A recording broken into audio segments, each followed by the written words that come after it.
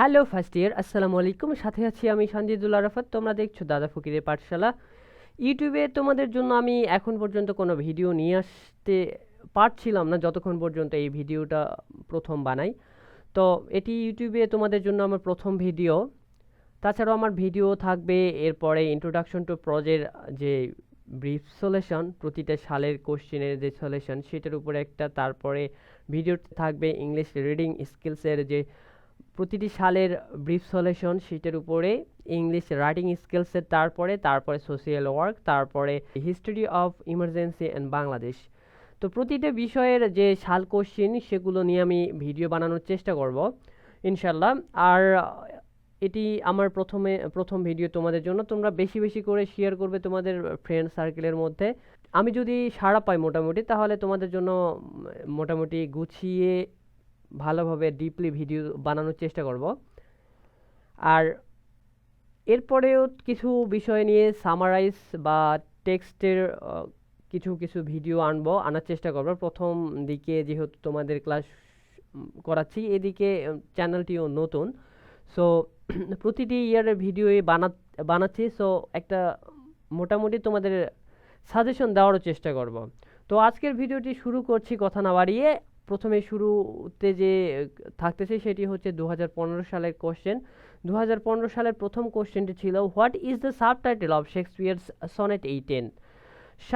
Shall I compare thee to a summer's day? What is the subtitle মানে প্রতিটা জিনিসে, প্রতিটা ফিল্ম, তারপরে যে ড্রামা, যেটাই বলি না কেন সেটা একটা সাবটাইটেল থাকে। সেই সোনেট 18-এর সাবটাইটেলটা কি? সাবটাইটেলটা হচ্ছে shall I compare thee to a summer's day, অর্থাৎ ফার্স্ট লাইনটাই ছিল shall I compare thee to summer's day thou arts more lovely and more temperate. So কয়েক বছর আগে পড়ছি, টেক্সটটা মনে নাই। তো তারপরে বি নাম্বার যেটা, name the figure of speech used in the line 10,000 saw I at a glance. Name of the figure of speech. তোমরা ফার্স্ট ইয়ারে তোমাদের ফিগার অফ স্পিচ জানতে হবে, মেটাফর, যে সিমিলার, মেটাফর, হাইপারবল, এই কিছু কিছু মানে ইম্পর্টেন্ট যে ফিগার অফ স্পিচগুলো, এগুলো অবশ্যই মনে রাখতে হবে এবং এগুলো প্রতিটা ইয়ারে তোমাদের জন্য খুব ইম্পর্ট্যান্ট হয়ে দাঁড়াবে। কারণ প্রশ্নের মধ্যে মাঝে মাঝে তোমরা এই সিমিলার, মেটাফর, হাইপারবল এই ধরনের মানে ফিগার অফ স্পিচগুলো পেয়ে যাওয়া এবং তোমাদেরকে লিখতে হবে। এবং ইংলিশ লিটারেচারে অবশ্যই মোটামুটি ডিপলি না জানলে রেজাল্ট ভালো আসে না। আর ইংলিশ লিটারেচার কিন্তু অনেক মজার একটা বিষয়। সো পড়তে হবে, এনজয় করতে হবে। তুমি যদি পড়ার মধ্যে এনজয় না করতে পারো, তাহলে তুমি ইংলিশ লিটারেচারে ফার্স্ট ইয়ারে ছেড়ে দাও, বারবার নট কমপ্লিট খাবে এবং দেখা যাবে যে রেজাল্ট আসতেছে না, একটা ভিতরে ভিতরে হেজিটেট ফিল করবে। সো যাই হোক, পড়তে হবে। ফার্স্ট ইয়ার যদি তুমি গোছায় নিতে পারো, তাহলে তোমার অনার্স কেউ ঠেকাতে পারবে না। ফাইনাল ইয়ার পর্যন্ত তোমাকে কেউ ঠেকাতে পারবে না। সো ফার্স্ট ইয়ারটা গোছায় নিতে হবে এবং গোছায় নেওয়ার জন্য তোমাকে গোছালো প্রিপারেশন নিতে হবে। কোশ্চেনটা যেটা ছিল, the B number, name the figure of speech used in the line 10,000 saw I at a glance. The name of the figure of speech in quoted line is a hyperbole. The name of the figure of speech in quoted line is hyperbole. It is an exaggerated expression of the speaker's feeling at the sight of the dancing daffodils.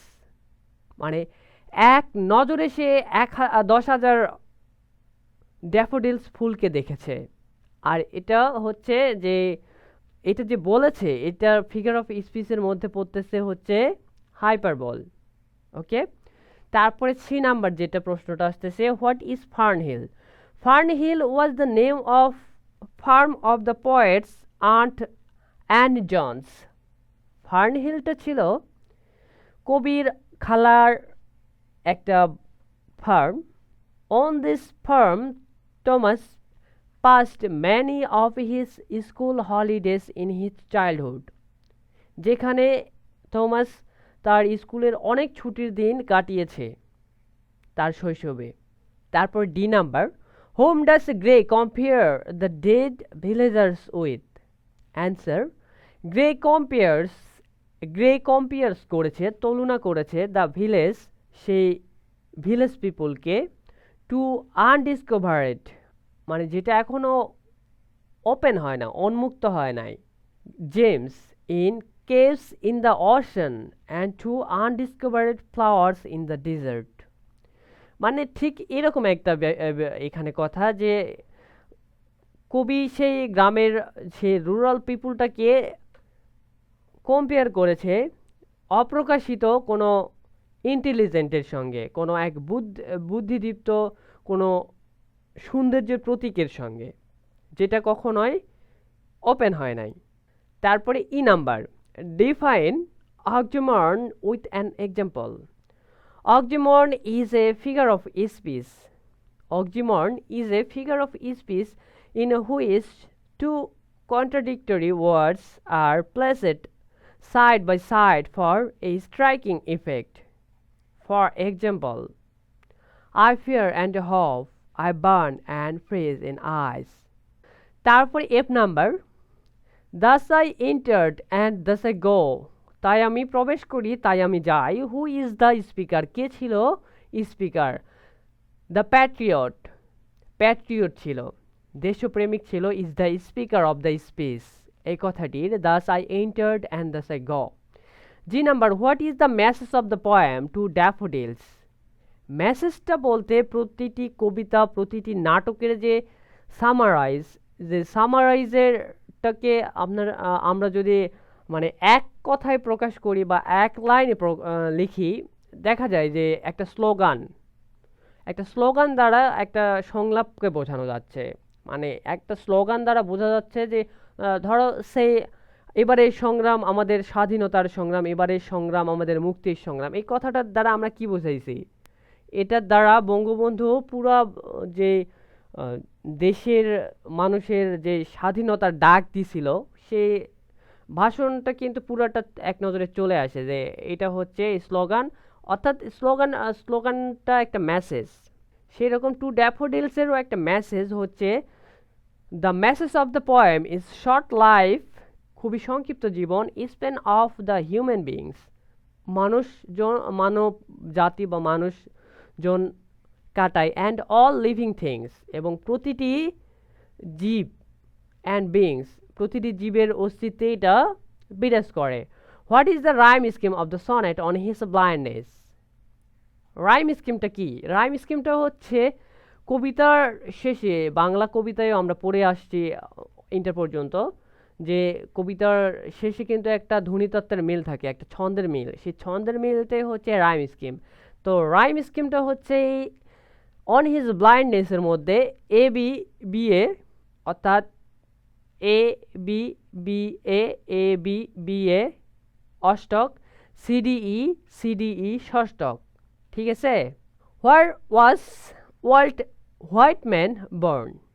কোথায় Walt Whitman জন্মগ্রহণ করেন? Walt Whitman was born, জন্মগ্রহণ করেন, in West Hills of Long Island, then rural কান্ট্রিসাইডের একটা লম্বা দ্বীপের কাছে ওয়েস্ট হিলসে সে জন্মগ্রহণ করে।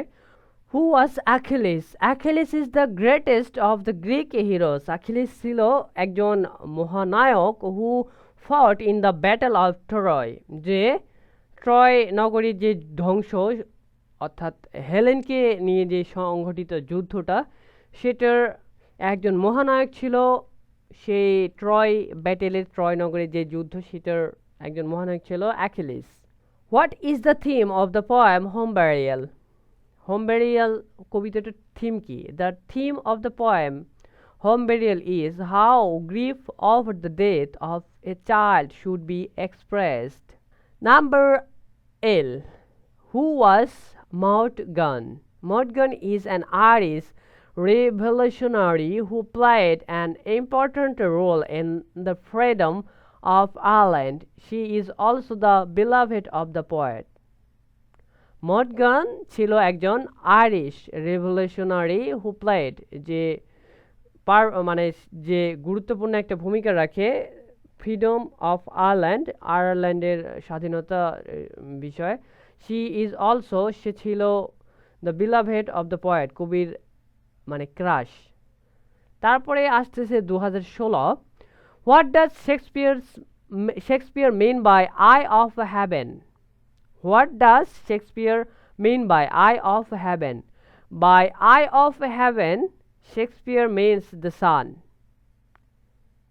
what does Shakespeare mean by eye of heaven মানে স্বর্গের চোখ কি স্বর্গের চোখটা হচ্ছে সূর্য what is the tone of the poem to daffodils we find in this poem a sad and melancholic tone related to the idea that beauty as well as life does not last forever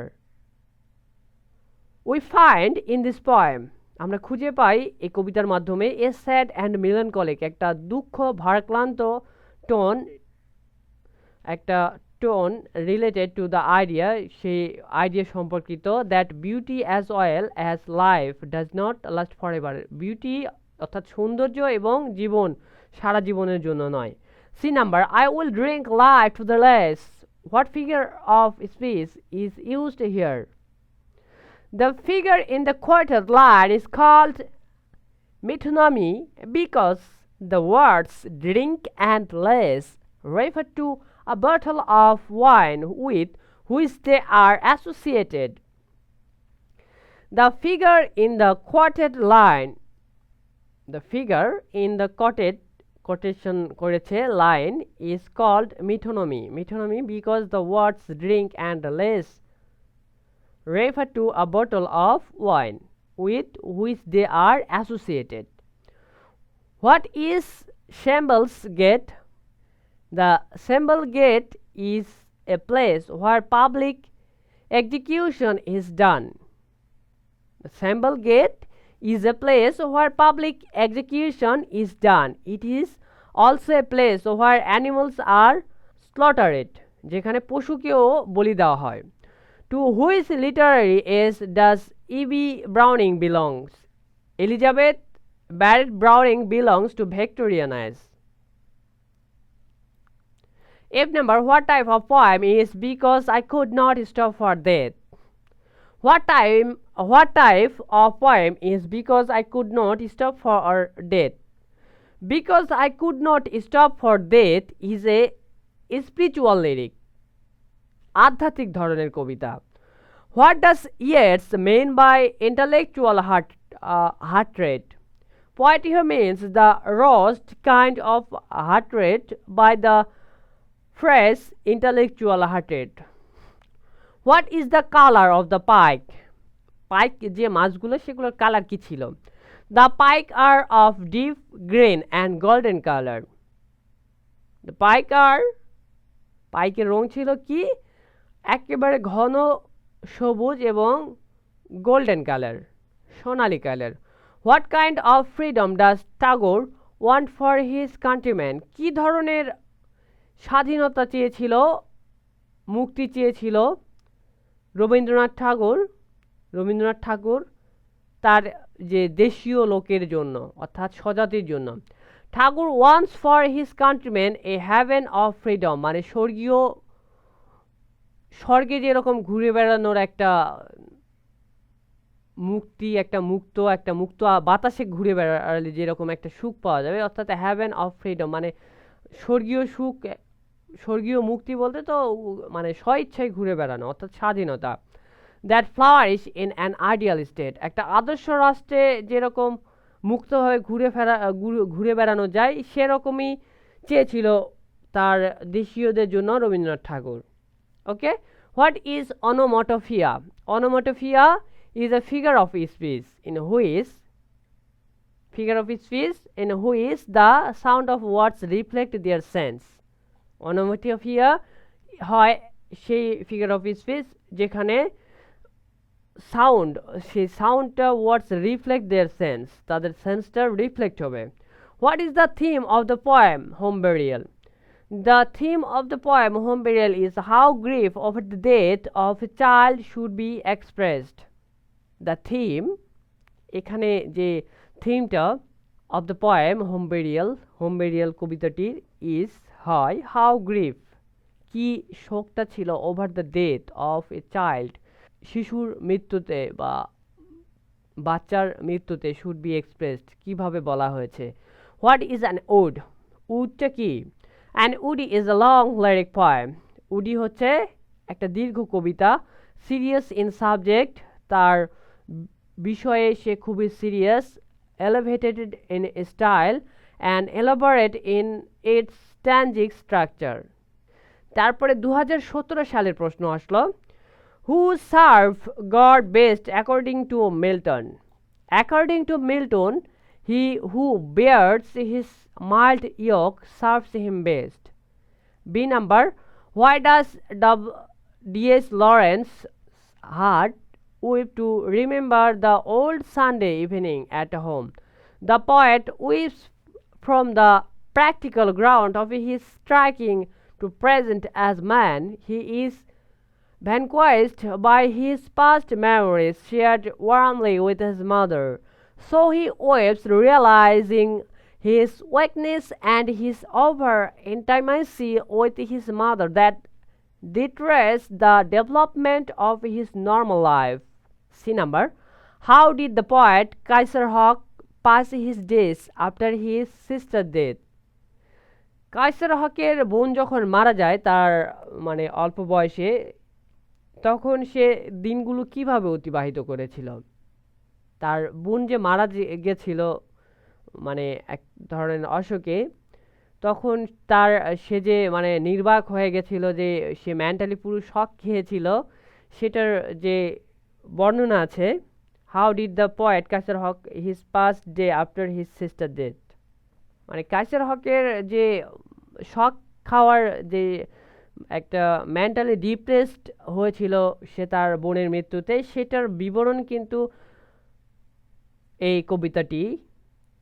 So he passed his days at school as if he were under austere miniature of crucifixion as he went through lessons and exercise.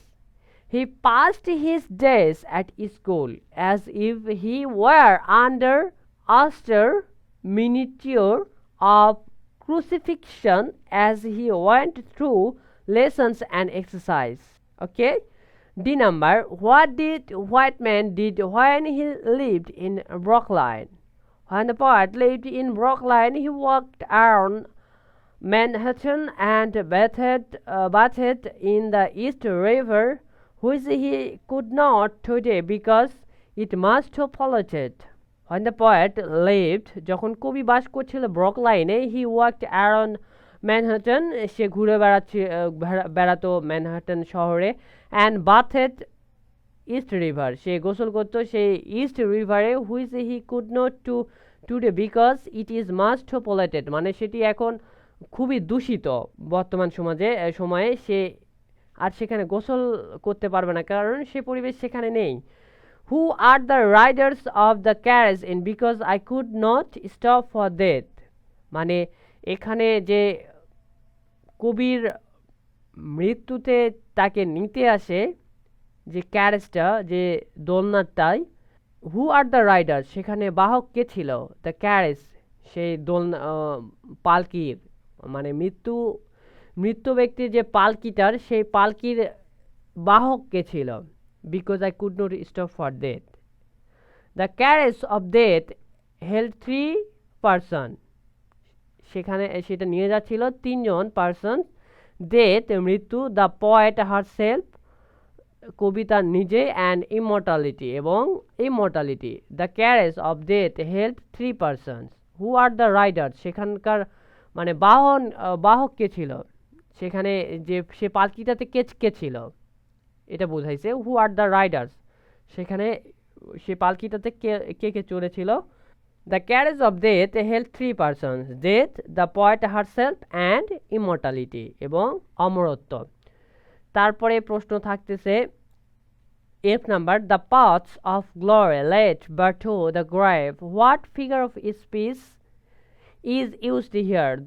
This kind of statement is called epigram.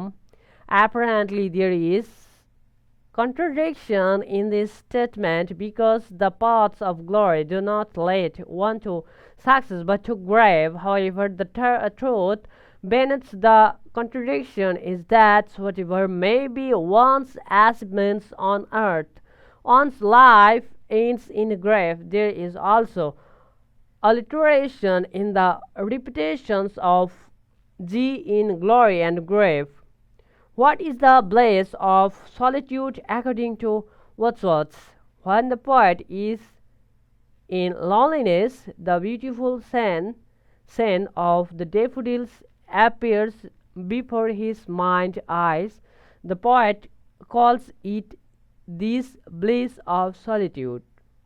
H number, why are autumn and the sun called close bosom friend? Why are autumn যে autumn seasonটা and sun called close bosom friends কেন বলা হয়? Autumn and the sun are called close bosom friends কারণ because they cooperate with each other to bring about the ripeness of the fruits. যে ফল ফলান্তি যে পক্কতা নিয়ে আসতে দুজনকে কোঅপারেট করে।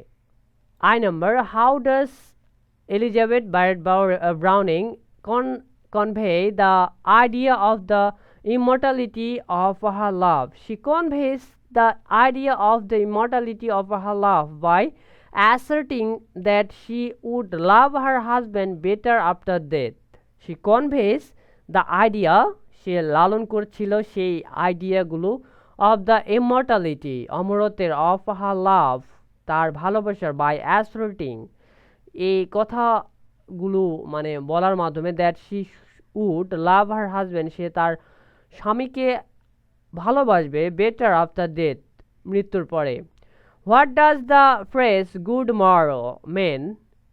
মানে good morrow যে ফ্রেজটা সেটার মানে কি, মানে ফ্রেজটা কি?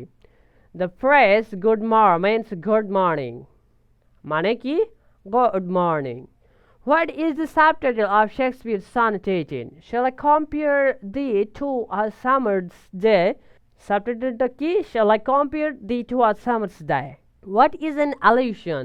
An allusion is a brief reference to a presumable family, persons or thing, literary figure or event. এবার আসলো 2018 সালের প্রশ্ন। সাল question, what is the Greek name of Ulysses? The Greek name of Ulysses is Odysseus. What does the word curfew mean? In the poem, the curfew means the bell rung at church after the sunset. In the poem, curfew means মানে the bell সেই ঘন্টা rings বাজে at church after the sunset সূর্য ডুবে যাওয়ার পর। Which book of Tagore is the poem where the mind is without fear?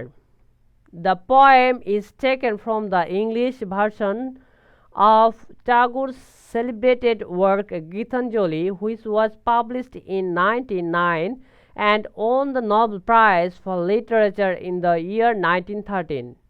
The poem is taken, কবিতাটি নেওয়া হয়েছিল দ্য ইংলিশ ভার্সন সেই ইংরেজি ভার্সন থেকে of Thakur celebrated work Gitanjali, Rabindranath ঠাকুরের খুবই বিখ্যাত কবিতার যে কাজটা গীতাঞ্জলি, হুইচ ওয়াজ পাবলিশড যা পাবলিশড হয়েছিল প্রকাশিত হয়েছিল 1909 সালে and on the Nobel prize এবং অর্জন করেছিল নোবেল পুরস্কার ফর লিটারেচার সাহিত্যে ইন দ্য ইয়ার 1913 সালে। What does a herrick mean by short spring? By short spring, herricks means the short duration of the youth of a human being. Short spring মানে short অল্প বসন্তটা Herick বোঝাইছে the short duration স্বল্প সময় of the youth মানুষজনের of a human being মানুষের ও মানব সমাজে মানব অস্তিত্বে। What is a dramatic monologue? Dramatic monologue টা কি? Dramatic monologue is a kind of poem. Dramatic monologue টা হচ্ছে এক ধরনের কবিতা in which a single character যেখানে একজন সিঙ্গেল ব্যক্তি reveals প্রকাশ করে a dramatic situation তার যে নাটকীয় অবস্থাটা। F number, What does Shelley mean by the line, if winter comes, can spring be far behind? What does Shelley mean by the line, if winter comes, যদি শীত আসে, can spring be far behind? তার মানে যে spring সিজনটা সেটাও খুব কাছে। He means that his expected regeneration of the new world will take place very soon. যে নতুন একটা পৃথিবী আসতে চলেছে খুবই কাছের দিকে, মানে আমরা একটা নতুন বিশ্বের খুব কাছে, নতুন একটা প্রজন্মের খুব কাছে, সেটাই এটার মাধ্যমে বোঝাইতে চাইছে। হি মিনস দ্যাট হিজ এক্সপেক্টেড, সে আশা করতেছে রিজেনারেশন, একটা regeneration of the new world, একটা নতুন বিশ্বের, উইল টেক, যা নেবে, প্লেস ভেরি সন, যা হবে খুবই তাড়াতাড়ি, খুব শীঘ্রই। What does Dylan Thomas glorify in Fernhill? Dylan Thomas glorify childhood in Fernhill. Delian Thomas glorifies childhood in Farnhill. What was the name of Yeats' daughter? The poet's daughter's name's Annie Butler Yeats.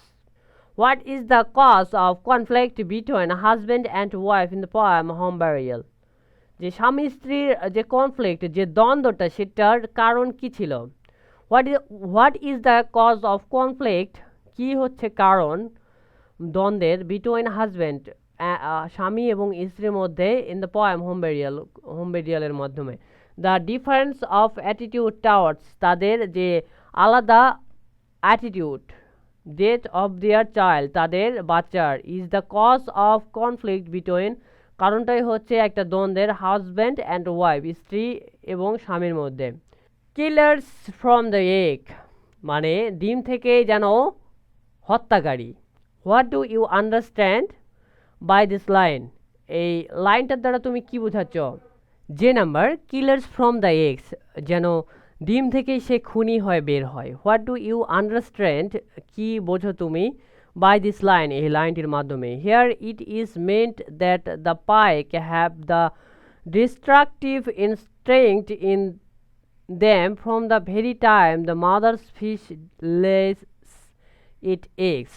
মানে here it meant, এখানে সেটা বলতে বোঝাচ্ছে that the pike, যে pike must have the destructive instinct in them from the very time, খুব শুরুতেই, the mother fish lays it eggs, তার ডিমকেই যেন মানে মা যেন তার ডিমকেই শেখায় এবং ডিমটা যেন তার বাচ্চাকে শেখায়। কে number, how did the speaker sister of the poem learning grief die? In the poem learning grief, the speaker sister died from winter pneumonia. কবির যে বোনটা সে মারা যায় উইন্টার ফিনোমোনিয়াতে। Some mute inglorious Milton here may rest identify the figure of speech. Here is synecdoche because an individual has been used for a class. A class of talented poets has been suggested by Milton. It is also a case of allusion. তারপরে তোমাদের জন্য 2019 সালটা খুব important. What is meant by eternal lines in the poem Shall I compare thee to a summer's day? The eternal lines refers to the lines of this sonnet. The eternal lines refers to the lines of this sonnet. How do the daffodils look like? Daffodils are bright and fragrant flowers that bloom in the spring. Daffodils' leaves are long and flat, and the blossoms 6 petals and trumpet in the middle are bright yellow or white. What does the expression "thou breath of autumn's being" mean? Here, thou is the west wind, which is described here as the omnipresent spirit of autumn. What does W.B. Yeats pray for his daughter? The poet prays for his daughter to be married to a man belonging to an aristocratic family. How does the poem Ulysses end? The poem Ulysses ends with the famous exhortations of Ulysses to his comrade to strive, to seek, to find, and not to yield. What does ferry symbolize in the poem Crossing Brookline Ferry? It symbolizes continual movement backward and forward, a universal motions in space and time. G number, what does Harry compare human life? Here the poet compares human life with the life of daffodils. What is a rhetoric question? A rhetoric question is a question asked in order to create a dramatic effect or make a point rather than to get an answer. What is an ode? An ode is a long lyrical poem, serious in object, elevated in style, and elaborate in its stanzic structure. The path of glory leads but to grave. What is meant here? Here it is meant that it does not matter if we are rich or poor. We all will die. No one is able to escape death. What is a hemisphere? A hemisphere is a half of the celestial sphere as divided into two halves by the horizon. Why shall God repay the patriot? God shall repay the patriot as people have not recognized his service in this life. It is a good reason that he will be rewarded by God in heaven. So আজকের video এই পর্যন্তই। Next ভিডিওটি থাকতেছে introduction to প্রজের উপরে। তোমরা যারা এতক্ষণেও subscribe করোনি please চ্যানেলটি সাবস্ক্রাইব করো এবং নোটিফিকেশনের জন্য বেল আইকনটি প্রেস করে রাখো। আর বন্ধু বান্ধবের কাছে বেশি বেশি শেয়ার করো। তোমাদের সারা যত বেশি পাবো তত তোমাদের জন্য ভিডিও নিয়ে আসবো। তো সবাই ভালো থাকো। আল্লাহ হাফিজ।